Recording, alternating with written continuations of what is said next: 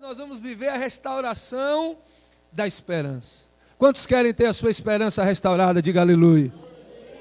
Salmo capítulo 25, versículo 5. Davi está declarando: minha esperança está em ti, Deus Todo-Poderoso. Davi está declarando onde estava a sua esperança. Esperança é o ato de esperar. É em quem depositamos aquilo que esperamos, por quem temos esperado, onde está o objetivo da nossa espera. Davi declara de uma forma muito clara: minha esperança está em ti. Alguns acreditam que o novo presidente vai mudar e tem colocado a sua esperança na política. Outros têm colocado a esperança no poder econômico, enquanto ele tem no banco. Outros têm colocado a esperança na formação. Não, depois que eu acabar a faculdade, eu vou ter um outro emprego e eu vou mudar, e a minha vida vai mudar, o meu casamento vai mudar. Não, quando eu for curado daquela enfermidade. E tem colocado a esperança em um meio, não no objetivo final. Que possamos hoje sermos restaurados em quem está a nossa esperança. Às vezes sem sentir, sem perceber, nós temos tirado a fé e passado a esperar naquilo que não devemos esperar. Deus quer e tem planos de esperança para a sua vida. Jeremias capítulo 29, versículo 11. A palavra do Senhor diz: porque eu sou quem conhece os planos que tenho para vocês, diz o Senhor. Planos de fazê-lo prosperar e não de lhes causar dano. Plano de dar-lhes esperança e um futuro. Olhe para a pessoa que está do seu lado e diga para ele: Deus tem grandes planos para você. Existem pessoas que servem a um Deus duro. Tem pessoas que têm uma visão de Deus daquele velhinho com a barba branca, sentado no trono, com um chicote na mão, castigando os servos que pecam. Esse não é o nosso Deus. Ele está dizendo: olha, sou eu quem sei os planos, os pensamentos que tenho sobre você, planos de fazê-los prosperar. Diga para o seu irmão a promessa de prosperidade para a sua vida. Por isso a nossa esperança tem que estar num Deus que tem um futuro melhor. A Bíblia diz: se o pai da terra é mau, sabe ter planos bons para o seu filho. Imagine eu que sou Deus. Comece a colocar o seu foco em Deus e tenha certeza que se não está como você gostaria, não é o projeto de Deus. Coloque a sua esperança nele e as coisas vão começar a acontecer para a honra e glória do nome de Jesus. Nós precisamos ser esse povo da esperança. Nós precisamos ser esse povo que espera em Deus, que confia em Deus, que tenha certeza que Ele tem grandes coisas a fazer. Nós vamos viver, queridos, durante essas 8 mensagens dessa série. Vivemos a restauração da fé, estamos vivendo hoje a restauração da esperança, depois vamos viver a restauração da alegria, vamos ver a restauração dos sonhos e vamos trilhar passos firmes, até podermos tomar posse de tudo aquilo que o Pai tem preparado para nós. Como podemos fazer para restaurar essa esperança? Como podemos fazer para colocar o nosso coração naquilo que realmente alegra e traz prazer ao coração do Senhor? Em primeiro lugar, para que nós possamos restaurar nossa esperança, nós precisamos parar de correr para a dor e comece a correr para Deus. Diga para o seu irmão: pare de correr para a dor, meu irmão, e corra para Deus. Lamentações capítulo 3, versículo 21.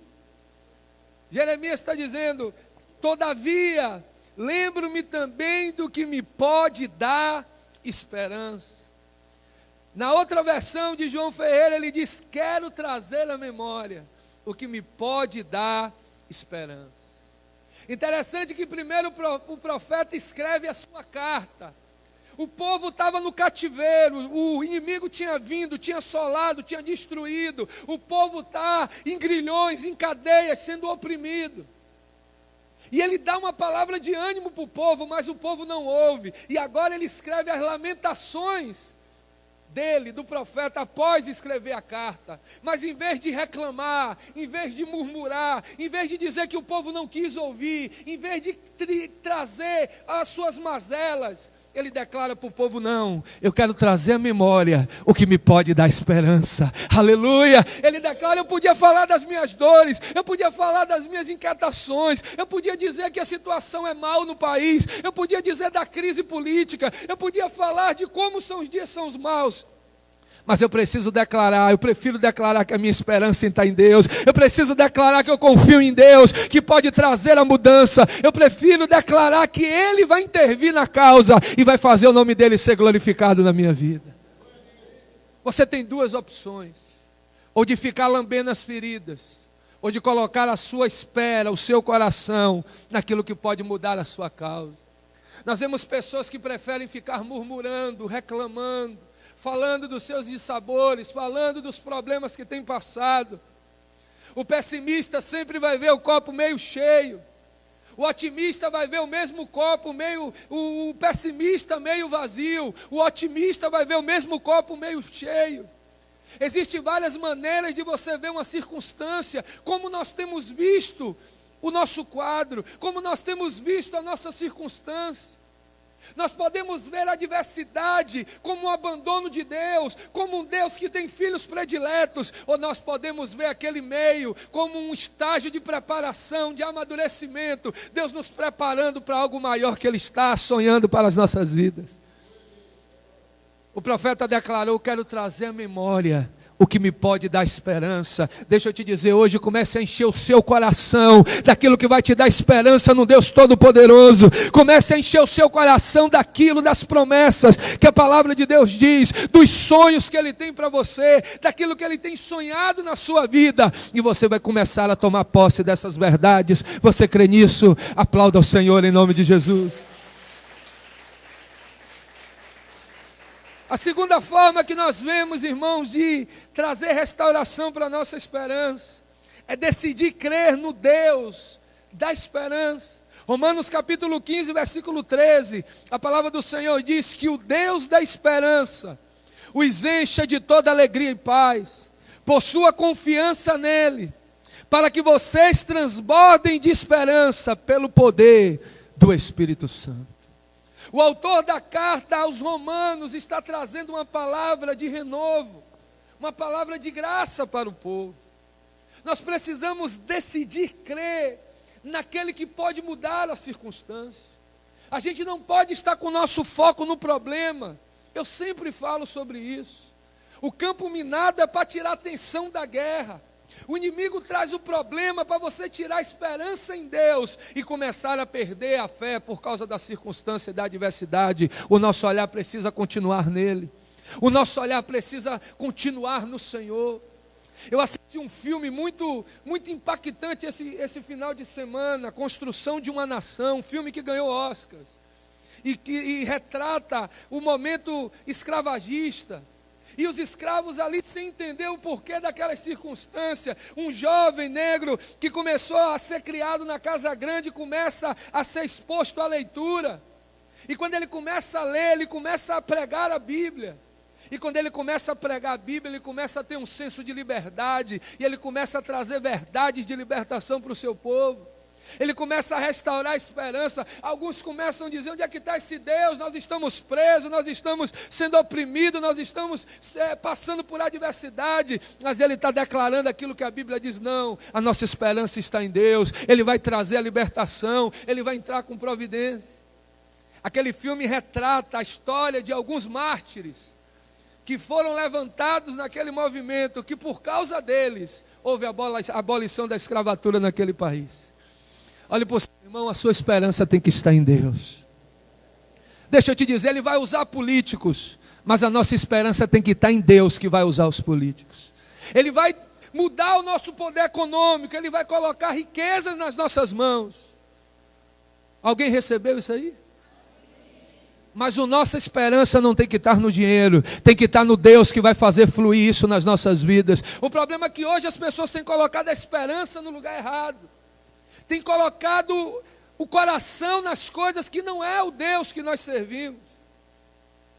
Nós precisamos saber de uma coisa. Mateus capítulo 9, versículo 36, a Bíblia diz: ao ver as multidões, teve compaixão delas, porque estavam aflitas e desamparadas, como ovelhas sem pastor. Olhe para o seu irmão e diga para ela: Deus sabe, meu irmão. Às vezes o inimigo fica tentando colocar uma incógnita no nosso coração. Se a minha esperança está em Deus, se eu sou servo de Deus, por que Deus está permitindo que eu passe por isso? Por que Deus permitiu o tsunami? Ou por que Deus permitiu aquela praga? Ou por que Deus tem permitido isso? Parece que Deus não está vendo, ou parece que Deus não se importa. Deixa eu te dizer, Deus sabe. O texto de Mateus fala que quando olha para a multidão, Ele enche o seu coração de compaixão. Nada passa despercebido. Ele sabe de todas as coisas. Ele conhece o seu problema. Ele sabe a circunstância. Se Ele ainda não interviu no seu deserto, é porque Ele quer usar o deserto para mudar a sua história. Quando Ele vê que você está pronto, imaduro para herdar a terra prometida, pode ter certeza que o momento do deserto vai acabar e você vai começar a tomar posse de toda a promessa que Ele tem para a sua vida. Ele sabe daquilo que você está passando. Ou você pode reclamar, ou você pode dizer: Senhor, eu tenho certeza que o Senhor é soberano, é por tua. A Bíblia diz que todas as coisas cooperam, corroboram para o bem daqueles que te amam. O Senhor sabe de tudo. Eu me submeto à tua decisão. Eu vou continuar esperando por ti, porque no tempo certo o meu milagre vai chegar. Aleluia. Ele se importa, irmãos. João capítulo 11, versículo 35 diz que quando Jesus chega diante daquela circunstância, Ele chora. Ele se importa com a sua dor. Ele se importa com a sua adversidade. Ele se importa com aquilo que você tem passado. Quem é pai e mãe sabe aqui que quando ele coloca o filho em um castigo, quando o filho se encontra numa situação que é dolorosa para ele, o pai chora, a mãe sente. Porque o filho está passando por um tempo de correção. Todavia, é preciso ele passar por aquilo para que ele amadureça. Da mesma maneira, Deus se importa conosco. Quando nós estamos passando pela escassez, pelo dia mau, pela enfermidade, por esse deserto que eu acabei de dizer, logo, porque Ele se importa, Ele permite que nós passemos para que possamos crescer. Às vezes a carne, o mundo, o diabo, nos leva a declarar ou acreditar que Deus não se importa com o nosso sofrimento. É perigoso essa indagação. Ele sofre por nós. A Bíblia diz que o pai da terra é mau, todavia Ele é Deus. A Bíblia diz: ainda que uma mãe que amamenta vier lhe abandonar, todavia jamais te deixarei, nunca te desampararei. Ele se importa com você, Ele te ama, Ele tem grandes planos para a sua vida. Todavia, aquilo que nós passamos é para que nós possamos crescer nele. Deus pode. Lucas 18, 27, Jesus respondeu: o que é impossível aos homens é possível para Deus. Todavia, meu irmão, ainda que ainda não tenha chegado, a Bíblia diz que Ele é poderoso para fazer tudo muito mais abundante, além daquilo que pedimos ou além daquilo que pensamos. Continua orando, continua clamando, continua fazendo a sua parte, continua fazendo aquilo e espere nele, porque Ele pode fazer e Ele vai fazer para o nome dEle ser glorificado na sua vida.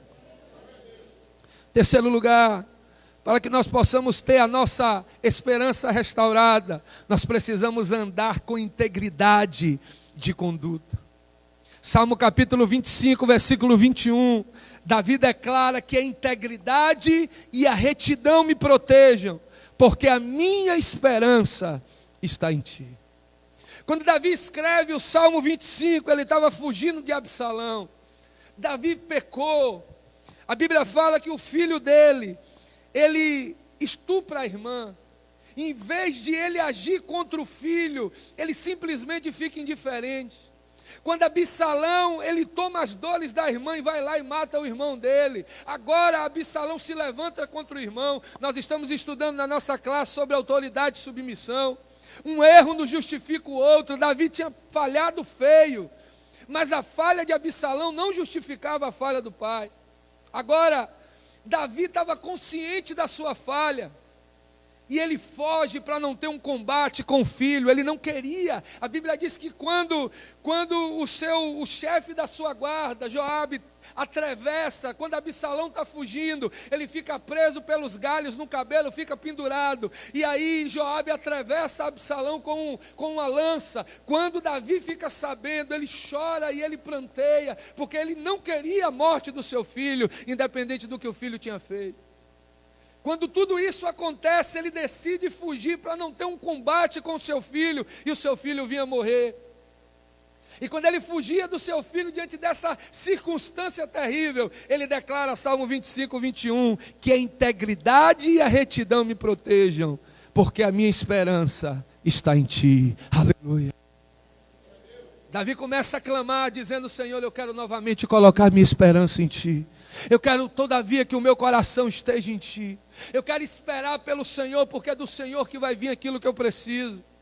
Ele precisava ter sua integridade restaurada. Ele precisava mudar alguns valores na sua conduta e na sua vida. Nós não podemos, irmãos, ter a nossa esperança restaurada se temos vivido com áreas de falta de integridade na nossa vida. Eu não posso viver a restauração de Deus na minha vida se quando eu faço negócios, eu roubo alguém, eu faço com que alguém tenha prejuízo. Eu não posso viver a restauração da esperança na minha vida se eu tenho lesado pessoas. A Bíblia diz que quando Zaqueu, ele tem um desejo por Jesus, quando ele vê a graça de Jesus, ele olha para Jesus e diz, mestre, se eu tenho roubado alguém, eu irei restituir 4 vezes mais. Nós não podemos, irmãos, viver o milagre de Deus com legalidades na nossa vida. O reino espiritual, ele é feito de entradas e de legalidades. O inimigo vai entrar pela brecha, o inimigo vai entrar pela porta que foi aberta. Davi sabia que para que ele pudesse viver a restauração da esperança, ele precisava rever áreas na integridade na sua vida, na sua postura e no seu agir com relação à sua casa. Como é que você tem agido com sua família? Às vezes a gente quer a restituição de Deus, o milagre de Deus na nossa esperança, mas como é que você tem agido em casa? Como é que você tem agido com relação a Deus? Nós queremos que Deus nos dê uma esperança por causa da escassez, por causa da dificuldade financeira, mas roubamos a Deus naquilo que não é nosso, quando deixamos de ser fiéis a Ele nos dízimos das ofertas. Fazemos um voto para Deus, mas não cumprimos. A Bíblia diz que é melhor que não tivéssemos feito. Davi aqui diz, eu preciso ser restaurado, e que a integridade e a retidão me protejam. Deixa eu te dizer, quando você for íntegro e quando você for reto, você vai viver uma proteção de Deus, que vai restaurar a esperança, e você vai viver milagres do Senhor na sua vida, pelo poder do nome de Jesus. 4º lugar, para que nós possamos viver essa restauração, para que nós possamos viver esse milagre na nossa esperança, nós precisamos ter fundamentos na nossa vida, na palavra de Deus. Salmo 119, versículo 81 diz, na tua palavra coloquei a minha esperança.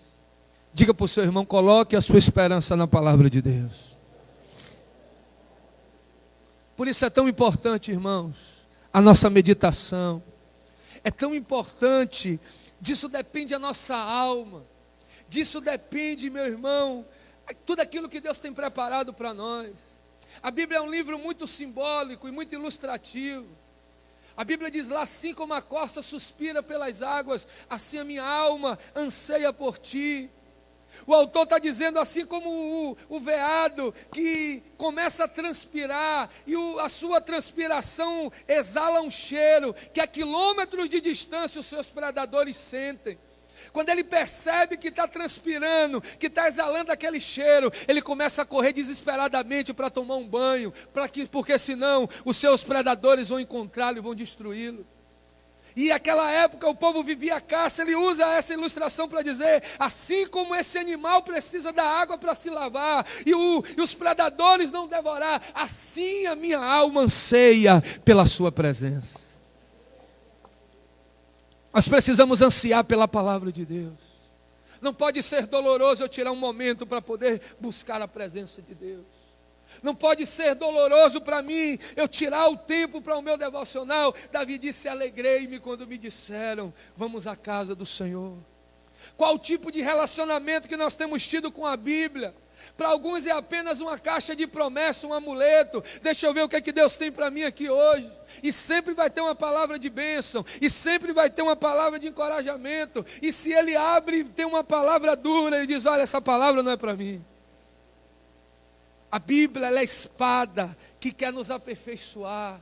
A Bíblia diz que ela vai lá até as juntas e medulas, e ela é apta para discernir os pensamentos e as intenções do coração. Se expõe à palavra de Deus.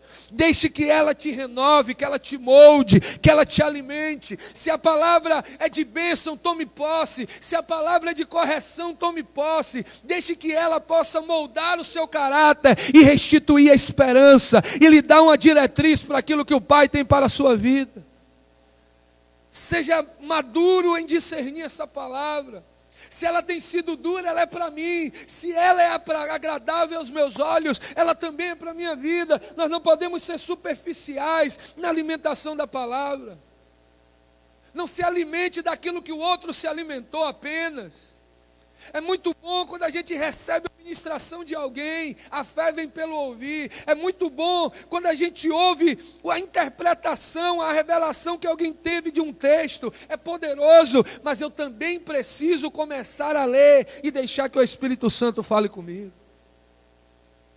Para que eu tenha a restauração na minha esperança, eu preciso me expor à palavra, eu preciso ler esta palavra, eu preciso deixar com que ela molde o meu caráter, com que ela renove a minha fé, com que ela me dê uma direção para aquilo que Deus quer para a minha vida.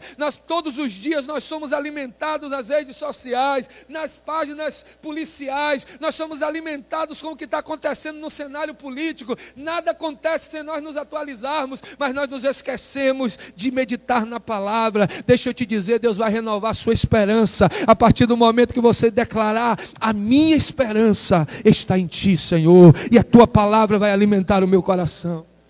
A Bíblia diz que havia anarquia, os muros de Jerusalém estavam derribados, as portas estavam caídas, o inimigo tinha ido com ímpeto.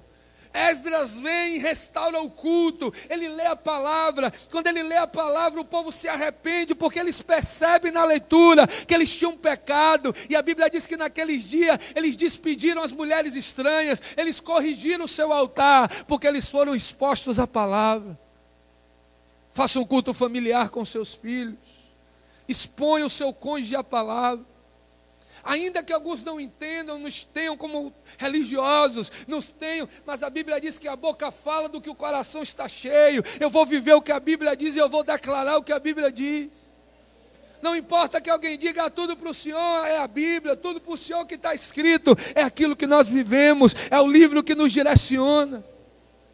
Os militantes fanáticos de partidos políticos, eles estão tão convictos daquela ideologia, que ele não quer saber a falha dos seus líderes, ele quer seguir aquelas normas. E às vezes nós que conhecemos o Deus poderoso, a palavra da vida, nós nos esquecemos de colocá-la em prática. A esperança é restaurada quando nós nos expomos à palavra. Quinto lugar, meu irmão, nunca coloque a sua esperança no dinheiro. 1 Timóteo 6,17 diz: nem ponha a sua esperança na incerteza da riqueza, mas em Deus, que de tudo nos provê ricamente, para que haja nossa satisfação. Aleluia, louvado seja o nome do Senhor. Davi declarou: fui moço, hoje sou velho, mas nunca vi um justo desamparado ser, nem a sua descendência mendigar o pão. Por que ele estava declarando isso? Porque o justo coloca a sua esperança em Deus, e não no provento que tem no seu bolso. Em quem temos colocado a nossa esperança? Eu tenho tantos testemunhos para trazer. Eu era empresário, tinha os meus negócios. Minha mulher tinha estabilidade na UTI do Hospital Português. Nós tínhamos uma vida boa, uma vida próspera e abastada. E um dia nós decidimos abrir mão do que fazíamos e da rentabilidade que tínhamos para ouvir um chamado que Deus trouxe ao nosso coração. E nós nunca tivemos falta naquilo que desejamos em nós. Porque quando o nosso coração está em Deus, Ele supre as nossas necessidades. Ele nos dá mais do que pedimos, Ele faz mais do que pensamos. Ele usa meio, Ele usa pessoas, Ele usa circunstância, Ele usa autoridades, mas a nossa esperança não pode estar na provisão financeira, a nossa esperança tem que estar nele. Algumas vezes Ele vai tirar o emprego, não foi o diabo. Algumas vezes Ele vai tirar a provisão, porque a nossa certeza estava naquilo, a nossa esperança estava naquilo. E quando a gente sabe que não vai cair no dia certinho, quando a gente começa a ver que não é como a gente esperava antes, é Ele trabalhando no nosso caráter, para que a gente coloque a esperança nele. Ele não divide a sua glória com ninguém. O dinheiro é algo tão sério que a Bíblia chama de um Deus, Mamon. O Senhor diz: Deus não divide a sua glória com ninguém. Ou você vai servir a Deus, ou você vai servir a Mamon. Porque o dinheiro, ele é um excelente servo, mas ele é um péssimo senhor. Eu conheci pessoas que eram escravas do seu dinheiro. Uma coisa é você poupar, e outra coisa é você se abster das suas necessidades, para você ficar vendo o dinheiro lá. Tem algo interno, um prazer, parecendo o tio Patinhas, quando mergulhava lá na Caixa Forte. Quem riu aí tem mais de 30. E ficava contando lá as suas moedas, e ficava lá venerando a sua moedinha número 1. Porque ele era idólatra, ele amava o dinheiro. Eu lembro de uma vez, e ficou marcado aquilo, eu lendo revistinha em quadril quando eu era pequeno. Tio Patinhas caiu da escada e se quebrou todo, porque ele não quis acender a luz para descer as escadas por causa da economia. Às vezes nós idolatramos o dinheiro. Eu idolatro o dinheiro quando eu deixo de servir a Deus por causa do trabalho. Deus conhece o nosso coração. Eu já vi pessoas dizendo: pastor, eu abri mão de uma proposta de emprego porque ia ferir o meu serviço a Deus.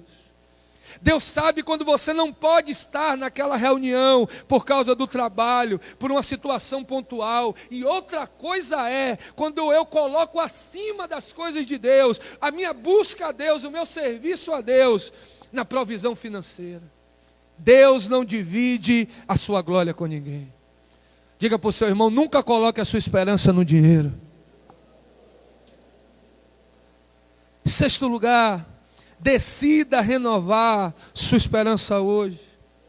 2 Coríntios 4,16 diz: por isso não desanimemos, embora exteriormente estejamos a desgastar-nos, interiormente estamos sendo renovados dia após dia, pois os nossos sofrimentos leves e momentâneos estão produzindo em nós uma glória eterna que pesa mais do que todos eles. Aleluia, louvado seja o nome do Senhor. Olha para o irmão que está do seu lado, diga para ele: essa tribulação que você está passando é leve e momentânea.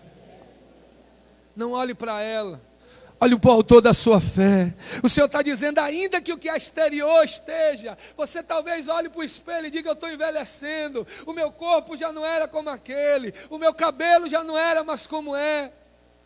A Bíblia diz: a sua alma, o seu espírito estão sendo renovados todos os dias, porque você está esperando pelo Senhor. Espera tão somente em Deus, confia nele, e Ele concederá os pensamentos e as intenções do seu coração. Aleluia!